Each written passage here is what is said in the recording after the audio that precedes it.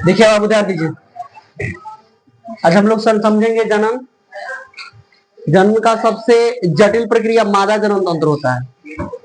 जनन का सबसे जटिल प्रक्रम जो है मादा जनन तंत्र होता है। जनन तंत्र नर जनन तंत्र भी होता है, मादा जनन तंत्र भी होता है, बट मादा जनन तंत्र जो है बहुत जटिल होता है। नर जनन तंत्र के बारे में हम लोग पढ़ चुके हैं, ठीक है, उसके बारे में हम लोग जानकारी प्राप्त कर चुके हैं। अब मादा जनन तंत्र को देखेंगे तो मादा जनन तंत्र में बाबू क्या क्या चीज होता है। तो मादा जनन तंत्र में होता क्या है, गर्भाशय। मादा जनन तंत्र में क्या होता है, गर्भाशय। डिंब वाहिनी, जिसको फैलोपियन ट्यूब भी कहते हैं। डिंब वाहिनी, ये होता है फिम्बरी, इसको बोलते हैं अंडाणु, ये होता है अंडाशय। ये वाला जो है अंडाशय, यहाँ योनि, यह पेशी, यह ग्रीवा, ठीक है। तो इससे हम लोग आज समझेंगे कैसे मादा जाति से जनन की क्रिया होता है। जनन की क्रिया जो है मादा जाति में कैसे होता है। जनन का मतलब होता है अपने जैसी जनसंख्या को बढ़ाना, अपने जैसी जीव का जन्म देना। जैसे जितने भी जीव होते हैं वो अपने जैसे जीव का जन्म देते हैं, उसी को हम लोग जनन कहते हैं, उसी को प्रजनन कहते हैं। यानी जनन के द्वारा ही क्या होता है, हम लोग का पीढ़ी दर पीढ़ी वंश विकसित होते हैं, कह सकते हैं वंशावली बनते हैं। जैसे जो जानवर हैं वो जानवर का जन्म देते होंगे, जैसे गाय का जन्म देता है, भैंस का जन्म देती है, या फिर कह सकते बकरी की बच्चा भी जन्म बकरी जैसा जन्म देती है। वही कुकुट जो मुर्गा मुर्गी सब है वो सब भी क्या करता है, वो अपने जैसा जीव को ही जन्म देती है।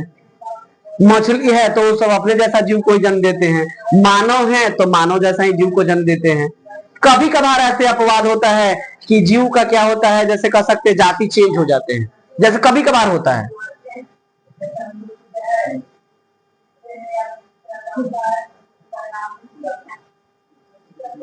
तो बाबू मादा जनन तंत्र में सबसे महत्वपूर्ण आपका होता है अंडाशय। जनन तंत्र का सबसे ज्यादा महत्वपूर्ण कौन सा भाग होता है, अंडाशय। अंडाशय जो है प्रत्येक मादा में, यानी प्रत्येक महिला में, प्रत्येक औरतों में, प्रत्येक बच्चियों में 2 अंडाशय होते हैं जो बाएं और दाएं रहते हैं, यानी कह सकते हैं लेफ्ट और राइट। 2 अंडाशय होते हैं, एक लेफ्ट होते हैं और दूसरा राइट होते हैं। तो अंडाशय का काम क्या होता है, अंडाणु को बनाना। अंडाशय का काम क्या होता है, अंडाणु का बनाना। बस अंडाशय का यही काम है, अंडाणु का बनाना। तो अंडाशय अंडाणु बनाना कब शुरू करता है, जब मादा जाति यानी कह सकते हैं महिलाओं का उम्र 12 से 13 वर्ष के आसपास होते हैं, तब अंडाशय जो है वो अंडाणु बनाने लगते हैं। अंडाशय क्या बनने लगता है, अंडाशय में क्या बनने लगता है, अंडाणु बनने लगता है। अभी अंडाशय जो है तो दोनों एक ही टाइम में अंडाणु को नहीं बनाते हैं, दोनों एक ही टाइम में अंडाणु को नहीं बनाते हैं। इसका 28 डेज का क्या होता है, चक्र होता है। 28 डेज का क्या होता है, चक्र होता है। तो यदि इधर बाएं साइड का अंडाणु, बाएं साइड का अंडाशय अगर अंडाणु बना रहा है तो दाहिने साइड का अंडाशय जो है अंडाणु नहीं बनाएगा। अगर दाहिने साइड का अंडाशय अंडाणु बना रहा है तो बाएं साइड का क्या होगा, अंडाणु जो है अंडाशय नहीं बनाएगा।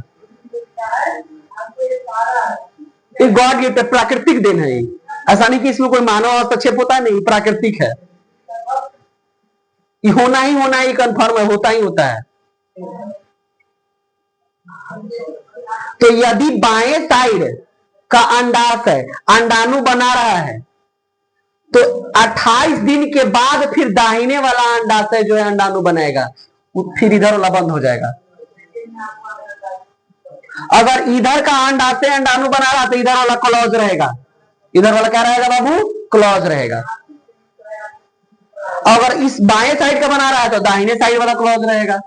अभी 28 दिन का क्या करता है, बारी बारी से अपना चक्र चलाता है। जैसे अगर इधर बन रहा है तो 28 दिन तक इधर बनेगा, इधर नहीं। अगर इधर बन रहा है तो फिर इधर नहीं। जैसे इसका 28 दिन हो जाएगा तो ये क्या होगा, जैसे इधर मान लीजिए अंडाशय में अंडाणु बन रहा है, अंडाणु बनना शुरू हुआ तो 28 डेज जैसे ही होगा तो इसका अंडाणु जो है वो निष्क्रिय हो जाएगा।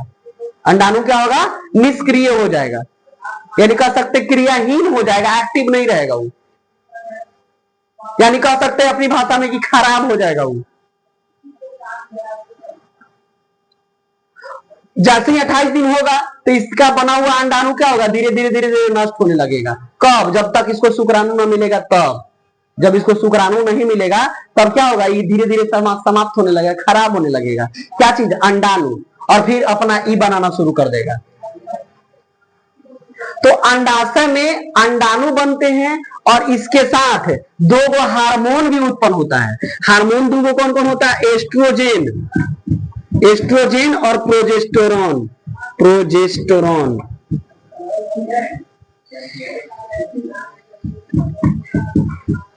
प्रोजेस्टेरोन।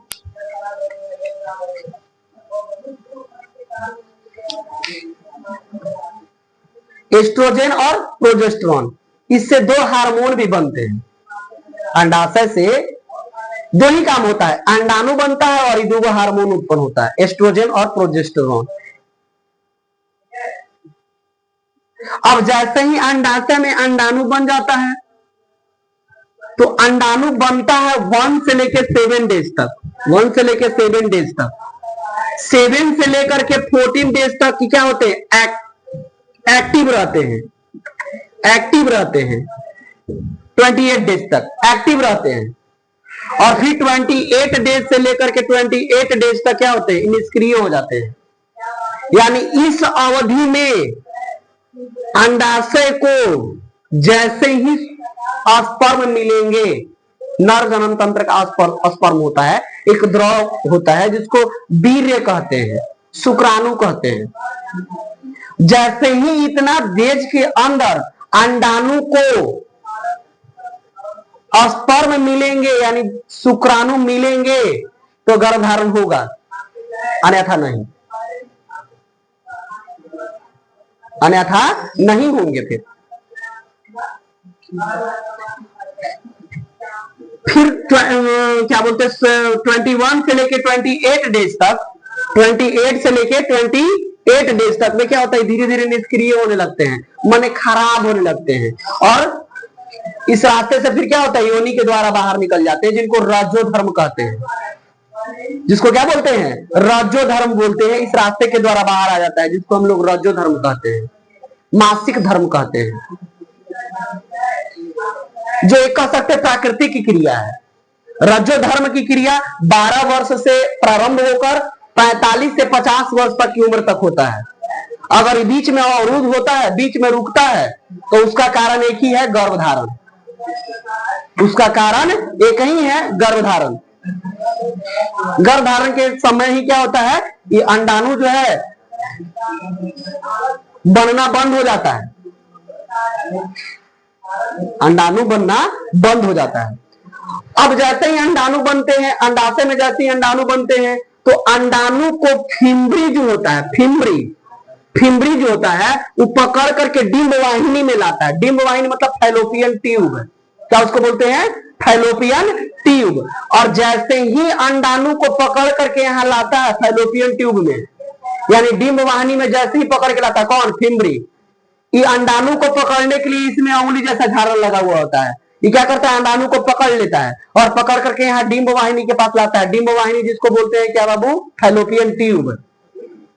जैसे ही फैलोपियन ट्यूब में अंडाणु आता है और उसका टाइम यदि 7 से 21 दिन के बीच का होता है, अभी जो बताएं 7 से 21 दिन के बीच का होता है, और इस समय में यदि पुरुष के सीसन के द्वारा योनि की मार्ग से अगर स्पर्म जाता है, योनि की मार्ग से क्या होता है, स्पर्म जाता है, स्पर्म गया और यहाँ अंडाणु के पास जैसे ही मिल जाएगा तो यहाँ पे निषेचन की क्रिया होगा। यहाँ पे क्या होगा, निषेचन की क्रिया होगा, फर्टिलाइजेशन की क्रिया होगा। लेकिन यदि शुक्राणु, अगर मान लेते कि अंडाणु इधर बना और शुक्राणु चला गया इधर, शुक्राणु चला गया इधर, शुक्राणु यदि इधर चला गया, शुक्राणु इधर आ गया, अंडाणु बना हुआ है इधर, तो गर्भधारण नहीं होंगे, निषेचन नहीं हुआ, निषेचन की क्रिया नहीं हुआ। अगर अंडाणु इधर बना है और शुक्राणु भी इधर ही गया, तब जाके निषेचन होगा। तो अब आपके मन में प्रश्न उठेगा कि सर हम कैसे जानेंगे कि किधर बनता है? ठीक है, कैसे जानेंगे कि किधर बनता है? बाबू इसका कोई पहचान नहीं हो पाता है कि इधर बना अंडाणु जो है, अंडाशय जो है लेफ्ट साइड वाला अंडाणु बनाया, लेफ्ट साइड वाला अंडाशय अंडाणु बनाया है कि राइट साइड वाला बनाया है, लेफ्ट साइड वाला बनाया है कि राइट साइड वाला बनाया है, इसका अनुभूति नहीं होता है, इसका जानकारी नहीं प्राप्त होता है। ये आपकी शुक्राणु की कह सकते हैं कार्य शक्ति पर डिपेंड करता है कि आपका शुक्राणु कितना एक्टिव है, कितना क्रियाशील है। तो निषेचन की क्रिया जो है बाबू कहां? डिंब वाहिनी में होता है। कहां होता है? डिंब वाहिनी में, फैलोपियन नलिका में, फैलोपियन नलिका में होता है। अब जैसे ही यहां निषेचन की क्रिया होता है, या जैसे ही इधर, अगर मान लेते कि इधर वाला अंडाशय जो अंडाणु बनाया, इधर वाला जो है अंडाशय जो है अंडाणु बनाया, तो इधर वाला अंडाशय अगर अंडाणु बनाएगा तो देखिए इधर भी फिम्बरी है, इधर भी फिम्बरी है। अब अंडाणु को पकड़ के यहां लाएगा, कहां? डिंब वाहिनी में, यानी फैलोपियन ट्यूब में। और फैलोपियन ट्यूब में जैसे ही पकड़ के लाएगा और इसको जैसे ही शुक्राणु मिला तो फिर निषेचन हो जाएगा। तो फिर क्या हो जाएगा? निषेचन हो जाएगा। अब बोलिएगा सर कि मान लेते हैं कि यहाँ अंडाशय जो है अंडाणु बनाया और फिम्बरी पकड़ के यहाँ डिंब वाहिनी में ले भी आया और इसको स्पर्म में नहीं मिला, तब इसको स्पर्म ही नहीं मिला, इसको कह सकते हैं शुक्राणु ही नहीं मिला, तब क्या होगा? तो शुक्राणु जैसे ही नहीं मिलेगा तो फिर क्या होगा? ये अंडाशय से जैसे ही अंडाणु ले लेता है फिम्बरी और इस यहाँ पे फैलोपियन ट्यूब में लाता है, तो फिर अंडाशय में इसको नहीं भेजता है, पुनः इसमें ला करके क्या करता है? एकत्रित कर लेता है। और फिर क्या होता है? इस रास्ते के द्वारा, देखिए दोनों तरफ होगा, इस रास्ते के द्वारा पुनः फिर बाहर निकाल देता है। इस रास्ते के द्वारा जो बाहर निकलता है उसी को हम लोग रजोधर्म कहते हैं, यानी निष्क्रिय जो अंडाणु होते हैं, यानी जो कह सकते हैं निषेचित अंडाणु नहीं हो पाते हैं, वही क्या होते हैं? रजोधर्म के द्वारा बाहर आते हैं। और जैसे ही यहाँ पे फैलोपियन ट्यूब में, जैसे ही फैलोपियन ट्यूब में यहाँ निषेचन की क्रिया होगा, यानी मानव की स्पर्म यहाँ पहुंच जाएगा या शुक्राणु यहाँ पे पहुंच जाएगा, तो ये क्या होगा बाबू? गर्भाशय में आ जाएगा। किस में आ जाएगा? गर्भाशय में। मादा जाति का गर्भाशय जो है एक मांसल रचना होता है। क्या होता है? मांसल। इसी में ये वाला पार्ट जो देख रहे हैं ना त्रिभुजाकार, इसी में ये मांसल होता है। अब मांसल तीन कोना आकार का होता है। कैसा होता है? तीन कोना आकार का होता है। इसका आकार एक त्रिभुज के जैसा होता है। त्रिभुज में भी तीन को कोण होता है, इसमें भी त्रिभुजाकार होता है, जिसमें जो चौड़ा भाग होता है ऊपर की ओर रहता है और पतला जो संकीर्ण भाग होता है वो नीचे की ओर रहता है। अब जैसे ही फैलोपियन ट्यूब में अंडाशय और शुक्राणु निषेचित होते हैं तो भ्रूण बनने के बाद किस में? गर्भाशय में आ जाते हैं। और गर्भाशय में आने के बाद इसका विकास शुरू हो जाता है। गर्भाशय में इसका क्या होता है? विकास होना शुरू हो जाता है। गर्भाशय में उसका धीरे धीरे विकसित होने लगता है। भ्रूण जो है संतति बनने लगता है, धीरे धीरे बच्चा का रूप धारण कर लेता है। तो गर्भाशय में जैसे ही आता है तो इससे एक और चीज बनता क्या है? इसमें एक और हार्मोन बनता क्या है? रिलैक्सिन। कौन सा? रिलैक्सिन। Relaxin, relaxin hormone. कौन सा हार्मोन? Relaxin hormone.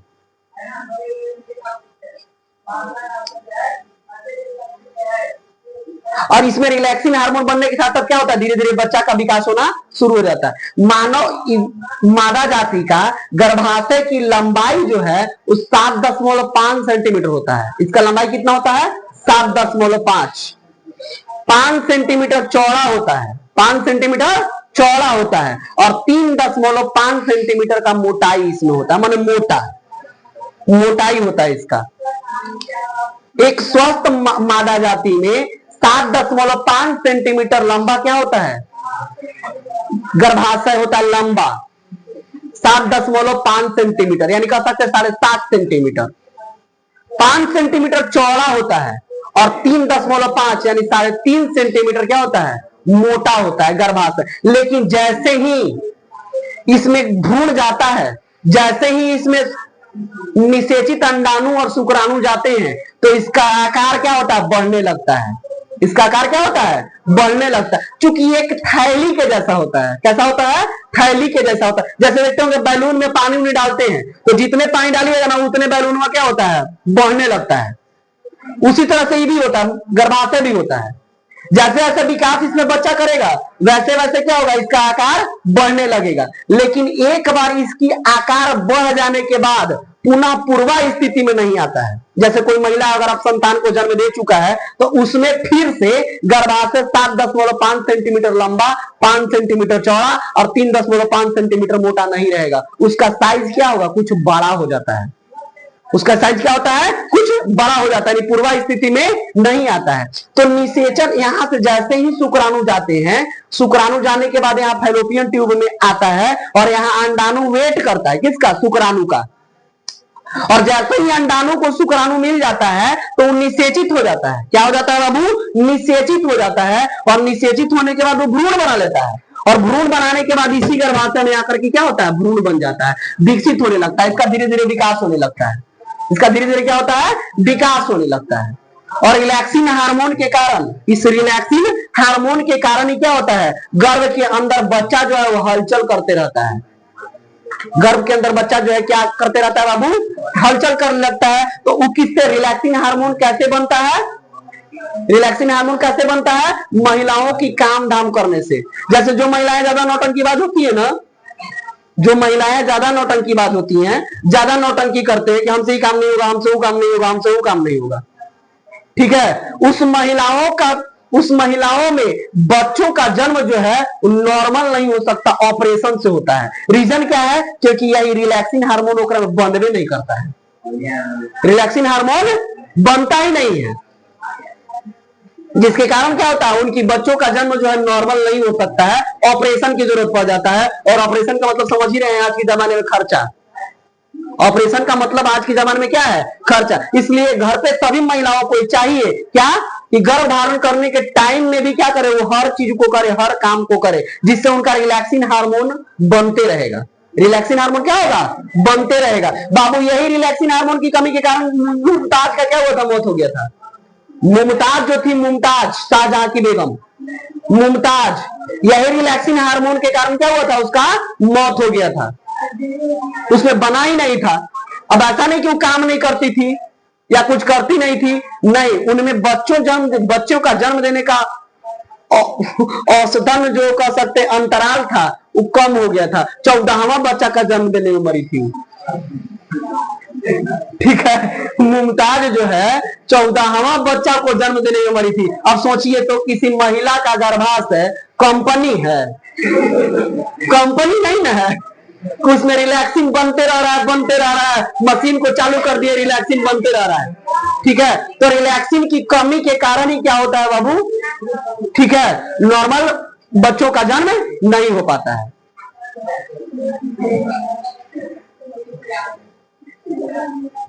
ठीक है, तो इस कंडीशन में क्या होता है बाबू, यहाँ पे बच्चों का विकास होता है। और जैसे ही बच्चा पूर्ण रूप से विकसित हो जाता है, जैसे ही बच्चा क्या होता है, पूर्ण रूप से विकसित हो जाते हैं, तो पूर्ण रूप से विकसित होने के बाद पुनः फिर क्या होता है, ग्रीवा और योनि के द्वारा फिर बाहर निकल जाते हैं। तो ग्रीवा और योनि के द्वारा बाहर निकलने पर ही कहा जाता है कि बच्चों का जन्म नॉर्मल हुआ है। बच्चों का जन्म क्या हुआ है, नॉर्मल हुआ है। इस तरह से कह सकते हैं मादा जाति में बच्चों का विकास होता है या बच्चों का जन्म होता है, ठीक है।